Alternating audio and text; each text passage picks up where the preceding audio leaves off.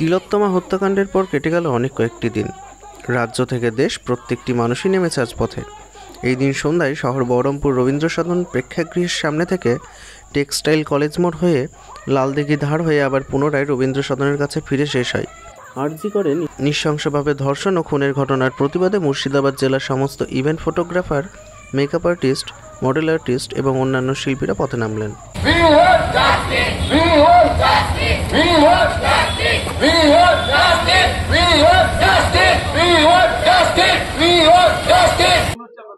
একটা কথাই বলবো, একটা এত বড় ভয়ঙ্কর ঘটনার পরে এতদিনে কোনো সুবিচার পাওয়া গেল না। এটা সত্যি আমরা জনগণ হিসেবে খুবই একটা খারাপ একটা ব্যবস্থা আর কি। আমাদের এই রাজ্যের ব্যবস্থাটা যে এতটাই খারাপ আমরা ভাবতেই পারছি না। একজন মেয়ে এতদিন আগে এভাবে নিজের কাজের জায়গায় তাকে রেপ করে মার্ডার করা হলো, তার সুবিচার সে এখনো পেলো না।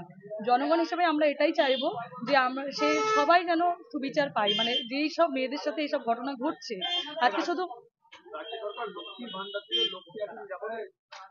একদমই নয়। এখানে নিরাপদ কি করে বলছেন আপনারা সবাই? নিরাপদ তো কোনো মেয়েই নয় বর্তমানে।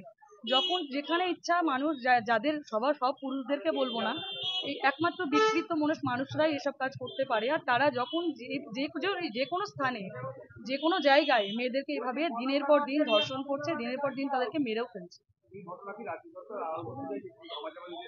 আজকে এতদিন পরে যখন এই ঘটনার কোনো বিচার পাওয়া যাচ্ছে না, তখন স্বাভাবিকভাবেই আমরা মনে করছি এর কোনো বিচার সঠিকভাবে হয়নি বা তদন্তটার সত্যিটা সবার সামনে আনা হোক, সেটাই চাই আমরা।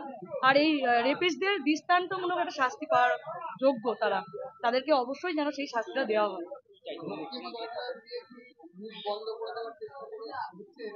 দেখুন, লক্ষ্মীর ভান্ডার দিয়ে মুখ বন্ধ করে চেষ্টা করাটা পরের কথা। ব্যাপারটা হচ্ছে আগে লক্ষ্মীকে বাঁচান, তারপরে লক্ষ্মী ভান্ডারের কথা ভাববেন।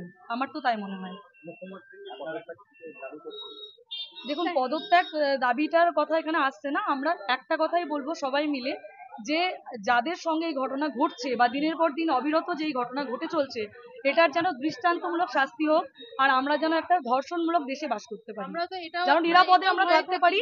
প্রত্যেকটা মেয়েই যেন আমরা নিরাপদে থাকতে পারি, মানে সুবিচার পাক, যেন যাদের সাথে এই ঘটনা ঘটছে তারা যেন সুবিচার পায়। রীতিমতো এটাও ভয় লেগে থাকে যে আমরা তো রাতে রাতে বেরোচ্ছি, তখন আমাদের সাথে আমার নাম ষোড়শী ভট্টাচার্য, আমি একজন মেকআপ আর্টিস্ট।